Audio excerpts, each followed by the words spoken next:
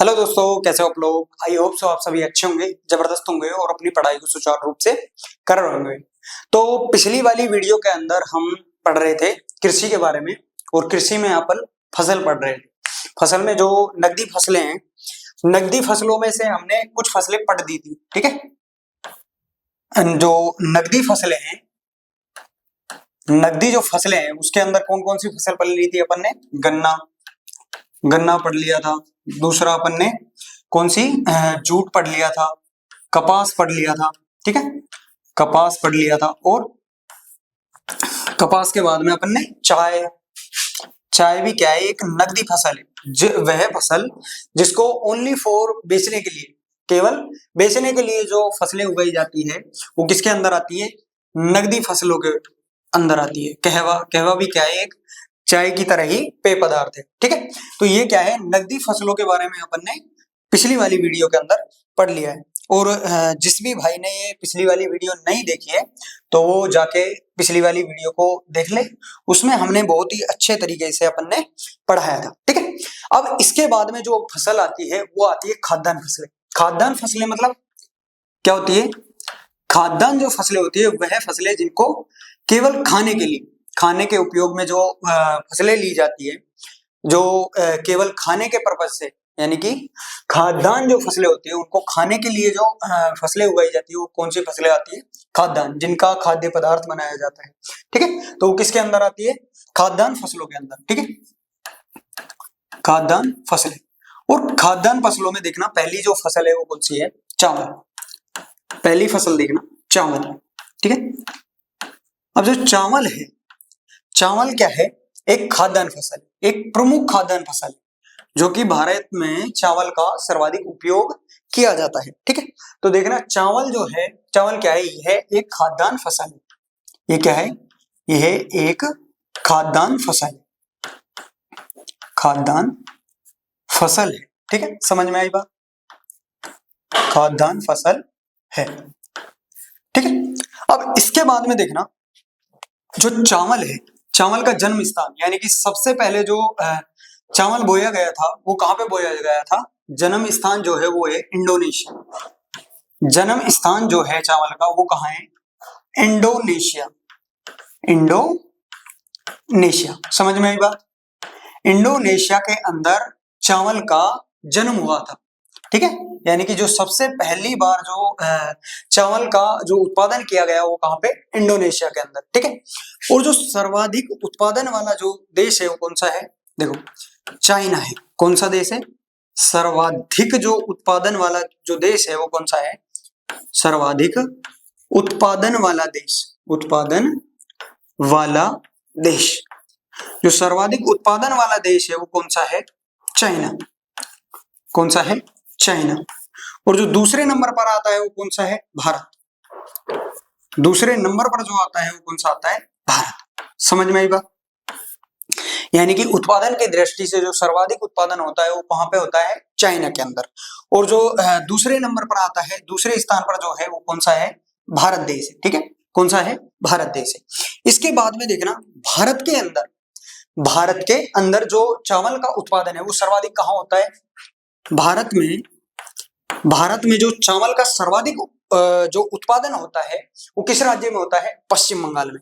तो लिखो भारत का, भारत में, भारत का नहीं, भारत में सर्वाधिक, भारत में सर्वाधिक उत्पादन वाला राज्य, उत्पादन वाला राज्य कौन सा है, वाला राज्य जो है वो कौन सा है, पश्चिम बंगाल। कौन सा है, पश्चिम बंगाल, पश्चिम बंगाल, पश्चिम बंगाल, ठीक है। समझ में आई बात, यानी कि जो सर्वाधिक जो उत्पादन होता है भारत के अंदर वो किसमें, किस राज्य में आता है, होता है पश्चिम बंगाल में, पश्चिमी बंगाल में, ठीक है। समझ में आई बात। इसके बाद में देखना जो चावल का कटोरा किस राज्य को कहा जाता है, चावल का कटोरा, का कटोरा कटोरा किस राज्य को कहा जाता है?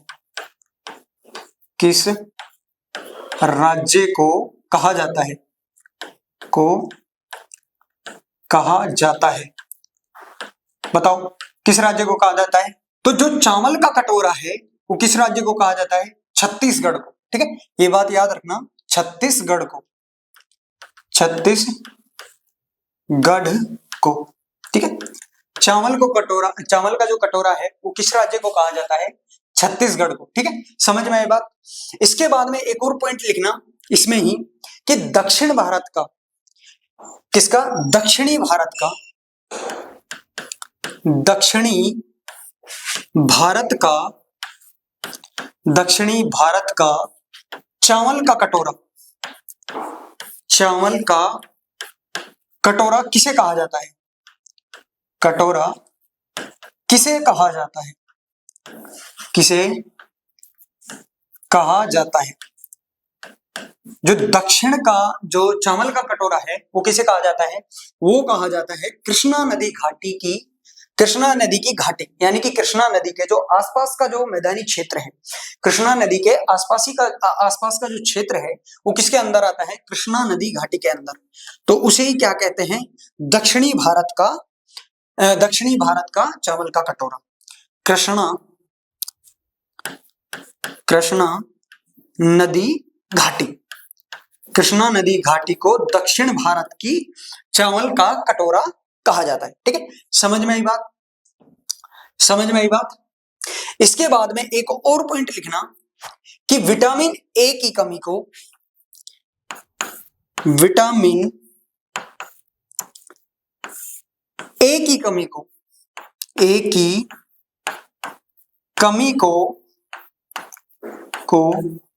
दूर करने के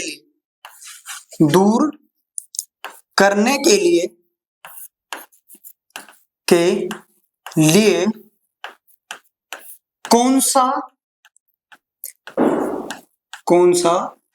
चावल खोजा गया?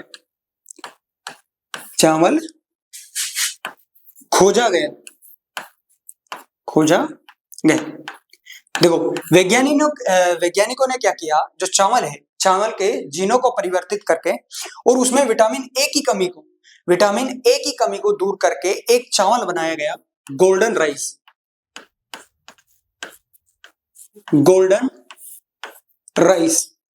और गोल्डन राइस जो है वो क्या है? इसके अंदर बीटा कैरोटीन, बीटा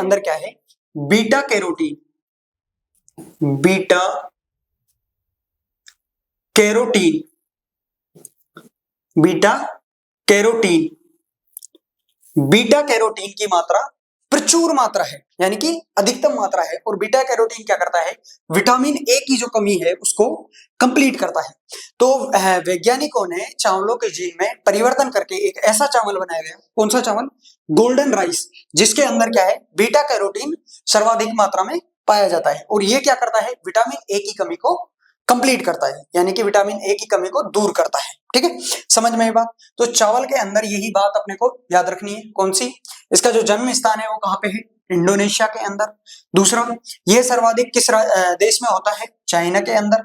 और दूसरा, ये दूसरे नंबर पर भारत में। ठीक है, और भारत में जो सर्वाधिक उत्पादन वाला जो राज्य है वो कौन सा है? पश्चिमी बंगाल है। ठीक है, उसके बाद में देखना, जो चावल का कटोरा है, चावल का कटोरा किस राज्य को कहा जाता है? छत्तीसगढ़ को कहा जाता है। और दक्षिणी भारत का जो चावल का कटोरा है वो किसे कहा जाता है? कृष्णा नदी घाटी को। ठीक है, समझ में आई बात। इसके बाद में गोल्डन राइस क्या है? विटामिन ए की कमी को दूर करने के लिए एक चावल की नस्ल है। ये क्या है? गोल्डन राइस जो है एक नस्ल है, और जिसके अंदर क्या है? बीटा कैरोटीन का बहुत ही प्रचुर मात्रा में पाया जाता है। और ये क्या करता है? विटामिन ए की कमी को दूर करता है। समझ में आई बात। इसके बाद में देखते हैं गेहूं।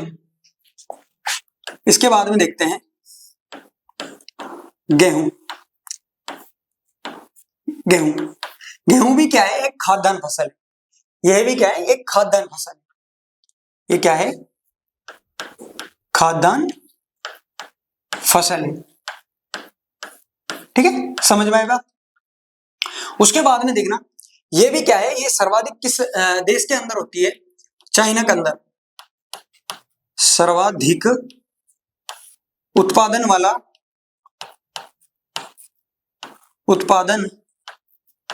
देश वाला जो देश है वो कौन सा है? उत्पादन वाला जो देश है वो है चाइना। कौन सा है? चीन। ठीक है। और दूसरे नंबर पर जो आता है वो कौन सा है? भारत। दूसरे नंबर पर जो आता है वो कौन सा है? भारत। ठीक है, समझ में आई बात? भारत। और जो चावल है, चावल का जो सर्वाधिक उत्पादन वाला जो राज्य है वो कौन सा है? उत्तर प्रदेश। वो कौन सा है? उत्तर प्रदेश। इसे भी लिख लो, सर्वाधिक उत्पादन वाला राज्य। भारत में सर्वाधिक उत्पादन वाला राज्य, सर्वाधिक उत्पादन वाला राज्य वाला जो राज्य है वो कौन सा राज्य है? उत्तर प्रदेश। वो कौन सा है? उत्तर प्रदेश। ठीक है, समझ में आई? ऊपर से समझ में आ जाएगा उत्तर प्रदेश। ठीक है, इसके बाद में देखना एक और क्वेश्चन कभी कभी पूछ लिया जाता है कि प्रति हेक्टेयर, यानी कि प्रति हेक्टेयर के अंदर सर्वाधिक गेहूं का उत्पादन वाला जो राज्य है वो कौन सा है? तो उसमें भी देख लो, प्रति हेक्टेयर में सर्वाधिक उत्पादन वाला जो राज्य है वो कौन सा है? पंजाब है। वो कौन सा राज्य है? पंजाब है। प्रति हेक्टेयर में लिखो, प्रति हेक्टेयर में सर्वाधिक उत्पादन वाला राज्य में सर्वाधिक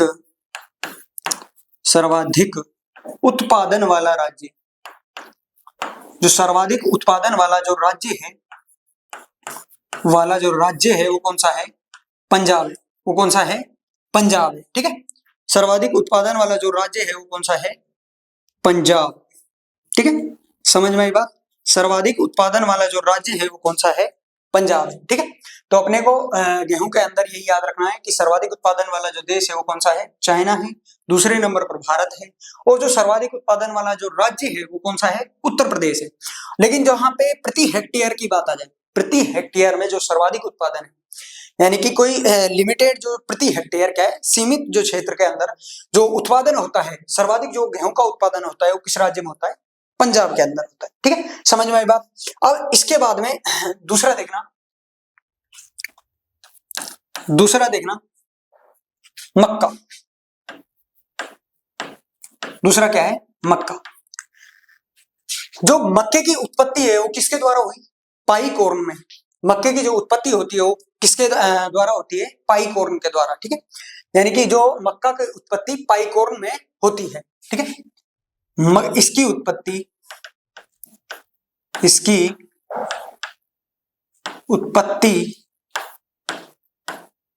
पाई कॉर्न से होती है। पाई कॉर्न से होती है। ठीक है, होती है। समझ में आई बात? जो मक्के की जो उत्पत्ति है वो किसके द्वारा होती है? पाई कॉर्न के द्वारा होती है। ठीक है, इसके बाद में लिखना कि मक्के का सर्वाधिक उत्पादन किस राज्य में होता है? मक्के का सर्वाधिक उत्पादन वाला जो राज्य है, जो सर्वाधिक उत्पादन वाला राज्य है वो है कर्नाटक। ठीक है, जो सर्वाधिक उत्पादन होता है वो किस राज्य के अंदर होता है? वो होता है कर्नाटक के अंदर। और जो दूसरे स्थान पर आते हैं, यानी कि जो दूसरे स्थान वाले जो राज्य हैं,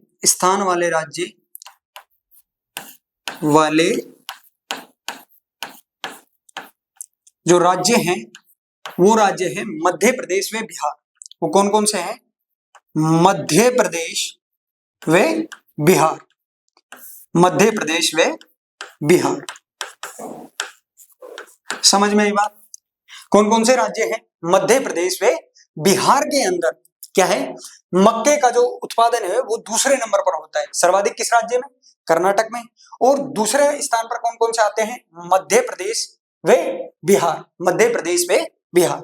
उसके बाद में देखना मक्का उत्पादन में भारत का जो स्थान है वो कौन सा है? वो 7वां है। मक्का उत्पादन में भारत का कौन सा स्थान है? 7वां। भारत का 7वां स्थान है। कौन सा स्थान है? 7वां स्थान है। कौन सा स्थान है? 7वां स्थान है। यानी कि जो मक्का उत्पादन में जो भारत का स्थान है वो कौन सा है? 7वां है। 7वें नंबर पर क्या है? भारत में मक्का उत्पादित होता है। ठीक है। इसके बाद में मक्के में अपने को इतना ही याद रखना है, ये किसके द्वारा उत्पत्ति होती है? इसकी पाइक और उनके द्वारा उत्पत्ति हुई। ठीक है। और किस राज्य में सर्वाधिक होता है? कर्नाटक में। दूसरे स्थान पर मध्य प्रदेश और बिहार के अंदर इसका उत्पादन होता है। ठीक है। उसके बाद में जो भारत में मक्के का उत्पादन में कौन सा स्थान है? 7वां स्थान है। ठीक है। इसके बाद में देखना, एक पॉइंट लिखना, बाजरा के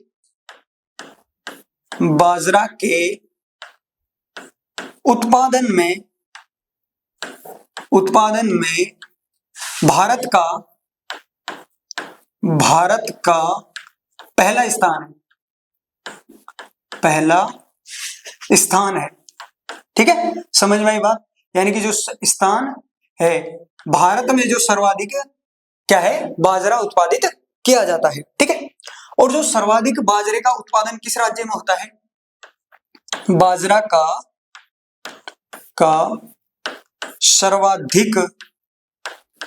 सर्वाधिक जो उत्पादन है वो किस राज्य में?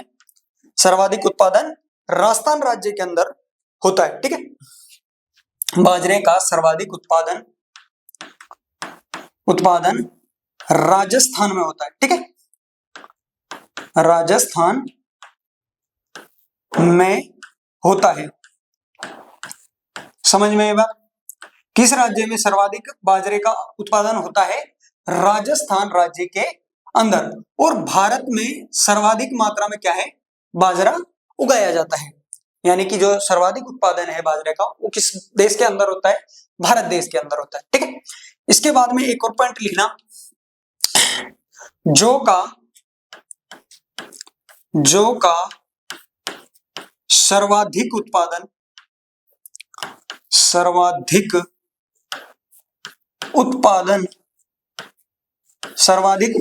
वाला राज्य जो सर्वाधिक उत्पादन वाला जो राज्य है वो कौन सा है? उत्तर प्रदेश। वो कौन सा है? उत्तर प्रदेश। ठीक है। समझ में आई बात? जो भारत में सर्वाधिक जो जौ का उत्पादन है वो किस राज्य के अंदर होता है? उत्तर प्रदेश के अंदर होता है। समझ में आई बात? इसके बाद में देखना, एक और पॉइंट लिखना, तिलहन का सर्वाधिक उत्पादन वाला राज्य। तिलहन का सर्वाधिक उत्पादन वाला राज्य, सर्वाधिक उत्पादन वाला राज्य वाला जो राज्य है वो कौन सा है? वो है मध्य प्रदेश। ठीक है। मध्य प्रदेश। ठीक है। समझ में आई बात? मध्य प्रदेश के अंदर सर्वाधिक मात्रा में क्या है? तिलहन का उत्पादन किया जाता है। ठीक है। इतनी बात समझ में? इसके बाद में जो नेक्स्ट फसल आती है वो आती है तंबाकू। वो कौन सी आती है? तंबाकू। ठीक है। ये वाले पॉइंट मैंने अलग से लिखवा दिए थे जो इनके रिलेटेड थे, इनको याद कर लेना। ठीक है। अगला आता है, कौन सी फसल आती है? तंबाकू। ठीक है। अब तंबाकू के अंदर देखना, तो तंबाकू का उत्पादन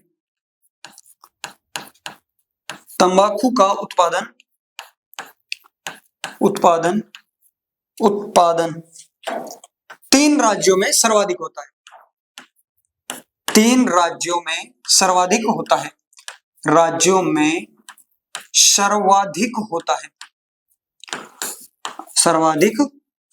है। और वो 3 राज्य कौन कौन से हैं? देखो, आंध्र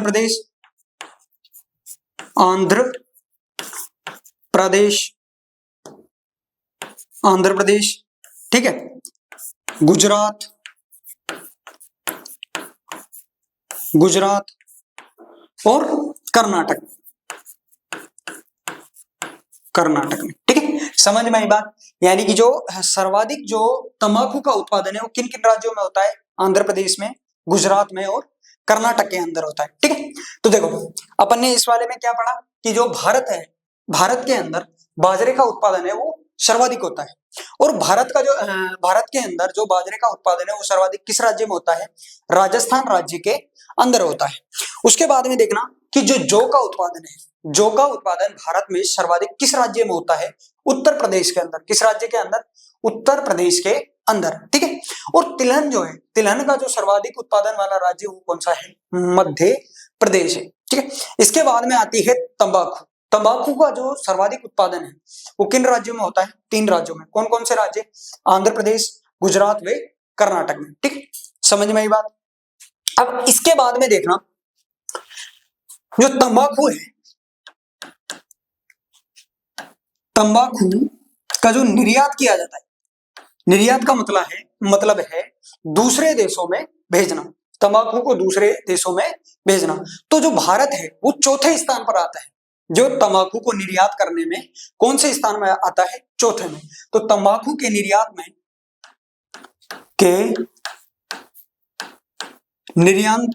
निर्यांतक का मतलब हो गया जो देश निर्यात करते हैं, निर्यांतक देशों में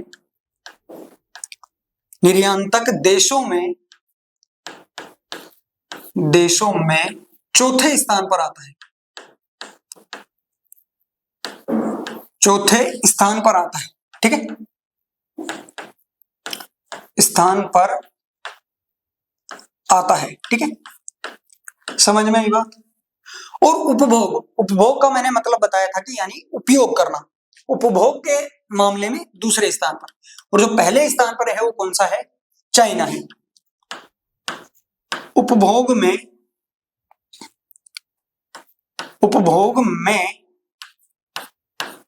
चीन के बाद दूसरे स्थान पर आता है, दूसरे स्थान पर आता है। समझ में आई बात। ठीक है, समझ में आई बात। तो ये तो हो गई कुछ फसलें जिसके बारे में हमने अभी पढ़ा। देखो जौ के बारे में पढ़ लिया, गेहूं के बारे में पढ़ लिया, ठीक है, बाजरा के बारे में पढ़ लिया, मक्का के बारे में पढ़ लिया, जौ के बारे में पढ़ लिया, तिलहन के बारे में और तंबाकू के बारे में। अब कुछ ऐसे डिपार्टमेंट होते हैं जैसे मछली पालन को पीसी कहते हैं। ठीक है, यानी कि पीसी कल्चर जो है वो किसको कहते हैं? मछली पालन को कहते हैं। ठीक है, फ्लोरो कल्चर जो है वो किसको कहते हैं? बागवानी को, या जो फूल वगैरह की जो बागवानी की जाती है उसको क्या कहते हैं? फ्लोरो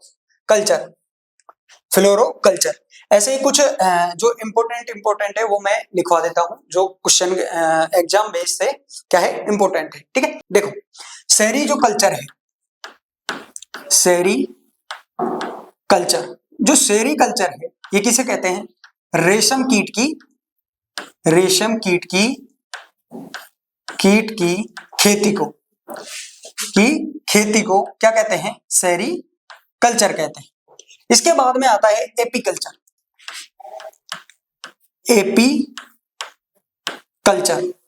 और जो एपी कल्चर है वो किसे कहते हैं? वो कहते हैं मधुमक्खी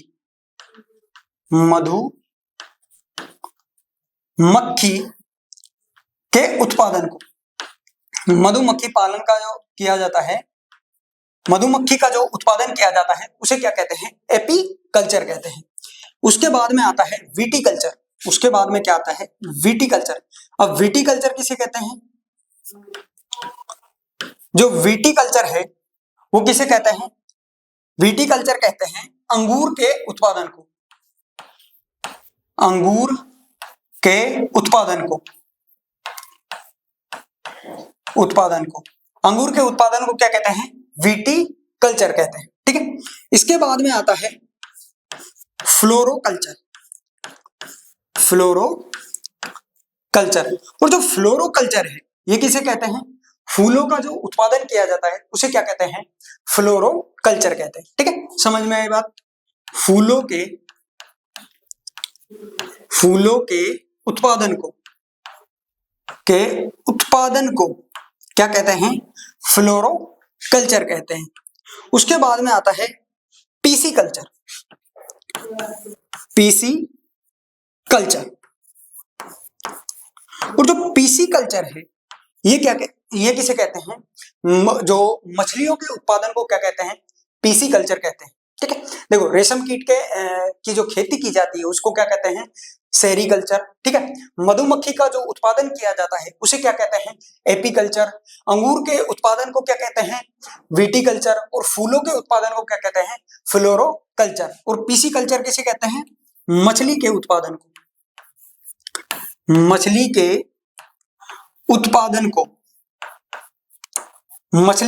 को क्या कहते हैं? पीसी कल्चर कहते हैं। ठीक है, इसके बाद में देखा हॉर्टिकल्चर। जो हॉर्टिकल्चर है वो किसे कहते हैं? हॉर्टिकल्चर कहते हैं बागवानी को क्या कहते हैं? हॉर्टिकल्चर। समझ में आई बात? सेरीकल्चर रेशम कीट की खेती को, एपीकल्चर मधुमक्खी के उत्पादन को, विटीकल्चर अंगूर के उत्पादन को, फ्लोरोकल्चर किसे कहते हैं? फूलों के उत्पादन को, और पीसी कल्चर मधुमक्खी के उत्पादन को, और जो हॉर्टिकल्चर है वो किसे कहते हैं? बागवानी को। ठीक है, उसके बाद में देखना एरोपोक्सी।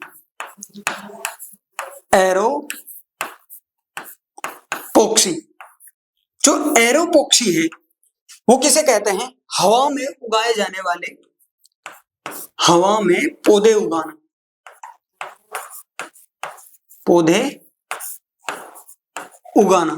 जो हवा में पौधे उगाए जाते हैं उसको क्या कहते हैं? एरोपोक्सी। और जल में उगाए जाने वाले पौधे उसको क्या कहते हैं? हाइड्रोपोक्सी।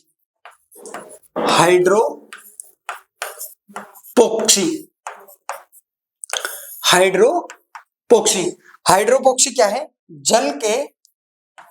जल में पौधे उगाना।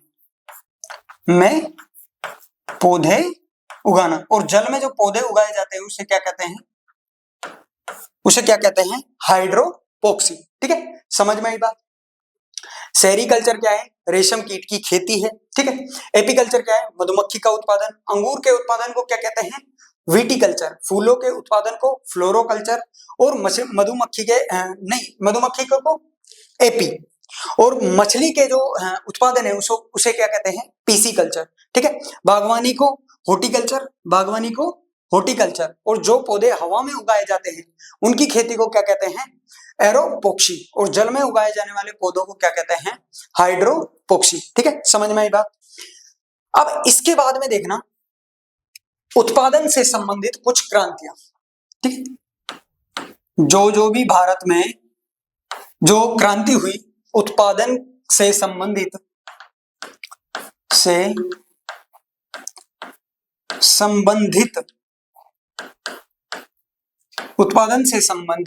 कुछ क्रांतियां।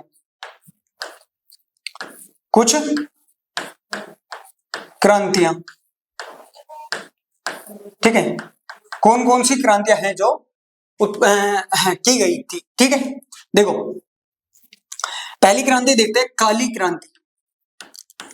काली जो क्रांति है वो किससे संबंधित है? वो पेट्रोलियम से। किससे संबंधित है? काली जो क्रांति है वो किससे संबंधित है?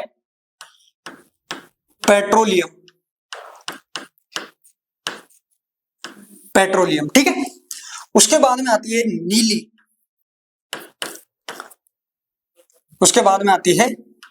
नीली क्रांति। और नीली क्रांति किससे संबंधित है? मछली पालन से। ठीक है, समझ में आई बात? उसके बाद में देखना पीली क्रांति जो है वो किससे संबंधित है? तिलहन से संबंधित है। समझ में आई बात?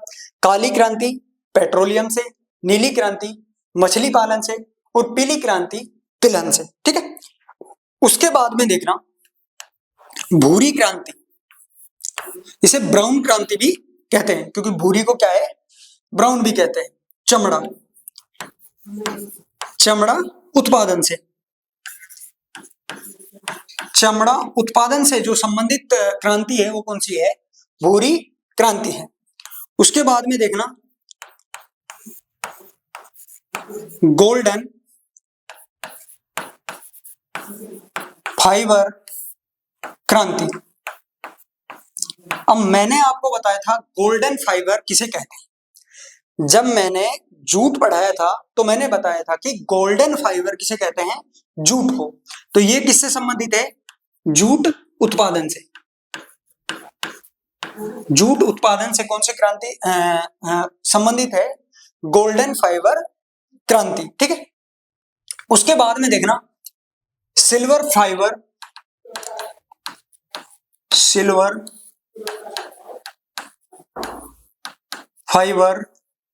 क्रांति। अब ये भी मैंने बताया था कि सिल्वर फाइबर या व्हाइट फाइबर किसे कहते हैं। तो व्हाइट फाइबर या सिल्वर फाइबर जो है वो किसे कहते हैं? कपास को। ठीक है। तो सिल्वर फाइबर क्या है? कपास उत्पादन से संबंधित क्रांति है। कपास उत्पादन से संबंधित क्या है? क्रांति है। ठीक है, समझ में आई बात। इसके बाद में देखना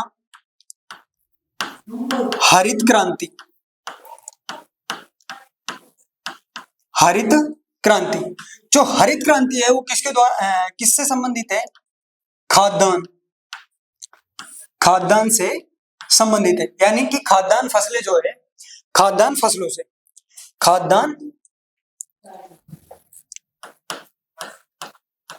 से समझ में आई बात। खाद्यान्न फसलों से कौन सी क्रांति संबंधित है? हरित क्रांति संबंधित है। इसके बाद में देखना हरित स्वर्ण क्रांति। हरित स्वर्ण जो क्रांति है वो किससे संबंधित है? बंबो यानी बांस से। किससे संबंधित है? बांस से संबंधित है। समझ में आई बात। इसके बाद में देखना ग्रे क्रांति। ग्रे क्रांति जो है ये किससे संबंधित है?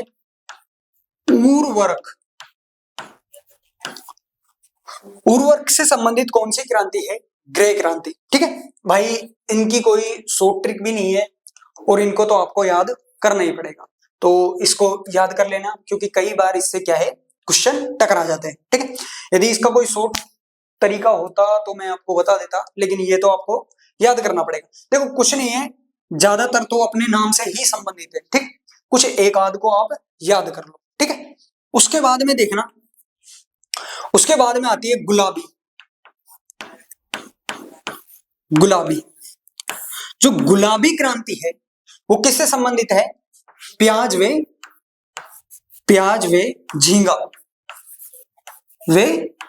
झींगा से संबंधित कौन सी क्रांति है? गुलाबी क्रांति है। उसके बाद में देखना लाल क्रांति। लाल जो क्रांति है वो किससे संबंधित है? मांस वे टमाटर से। मांस वे टमाटर से कौन सी क्रांति संबंधित है? लाल क्रांति किससे संबंधित है? मांस वे टमाटर से। ठीक है, उसके बाद में देखना रजत जो क्रांति है वो किससे संबंधित है? अंडा वे कुकुर पालन से। कुकुर यानी मुर्गे, कुकुर पालन से कौन सी क्रांति संबंधित है? रजत क्रांति संबंधित है। उसके बाद में देखना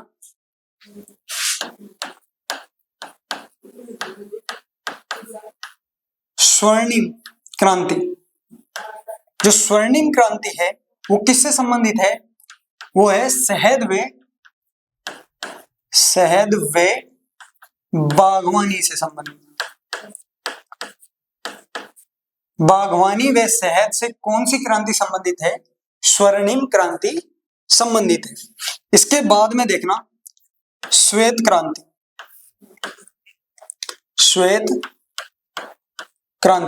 जो श्वेत क्रांति है वो किससे? डेयरी व दुग्ध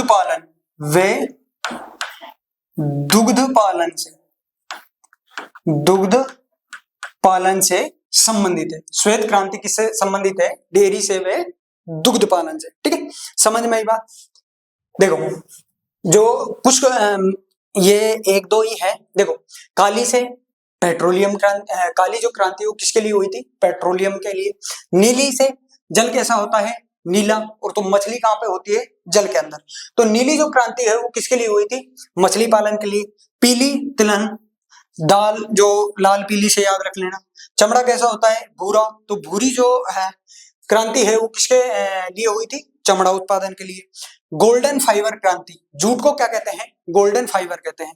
तो जो गोल्डन फाइबर क्रांति है वो किसके लिए हुई थी? जूट के लिए हुई थी। ठीक है। उसके बाद में व्हाइट फाइबर या सिल्वर जो फाइबर है वो किसे कहते हैं? कपास को कहते हैं। तो सिल्वर फाइबर जो क्रांति है वो किसके लिए हुई थी? कपास उत्पादन के लिए हुई थी। हरित क्रांति को सभी जानते हैं। हरित क्रांति जो हुई थी वो किसके लिए हुई थी? खाद्यान्न फसलों के लिए हुई थी। ठीक है। उसके बाद में देखना हरित स्वर्ण, हरित स्वर्ण जो क्रांति है वो किसके लिए हुई थी? बंबो यानी बांस के लिए। ठीक है। ग्रे जो क्रांति है वो किसके लिए हुई थी? उर्वरक खादों के लिए। ठीक है, उर्वरक खादों के लिए। ठीक है। उसके बाद में जो गुलाबी प्याज कैसी होती है? गुलाबी होती है। प्याज और झींगा के लिए कौन सी क्रांति हुई थी? गुलाबी। अब देखो जो लाल है, टमाटर भी कैसा होता है? लाल होता है। और मांस भी कैसा होता है? लाल होता है। मांस और टमाटर के लिए कौन सी? लाल। रजत, रजत यानी रजत जो क्रांति है, अंडे का कलर भी कैसा होता है? समथिंग समथिंग थोड़ा सा जो चांदी जैसा होता है। तो कुकुर पालन व अंडे के लिए कौन सी क्रांति हुई थी? रजत क्रांति। उसके बाद में आती है स्वर्ण क्रांति। सोने का सा कलर किसका होता है? शहद का होता है। तो स्वर्ण जो क्रांति है वो किसके लिए हुई थी? शहद के लिए हुई थी। ठीक है। और श्वेत क्रांति को सभी जानते हैं, डेयरी व दुग्ध पालन के लिए जो क्रांति हुई थी वो कौन सी हुई थी? श्वेत क्रांति हुई थी। ठीक है। तो भाई लोगों आज के लिए इतना ही। और यदि मुझसे कोई गलती हो गई हो तो भाई छोटा भाई मान के माफ कर देना। ठीक है। बाकी मजा आया पढ़ाने में भी और आपको भी मजा आया होगा पढ़ने में भी। ठीक है। Thank you.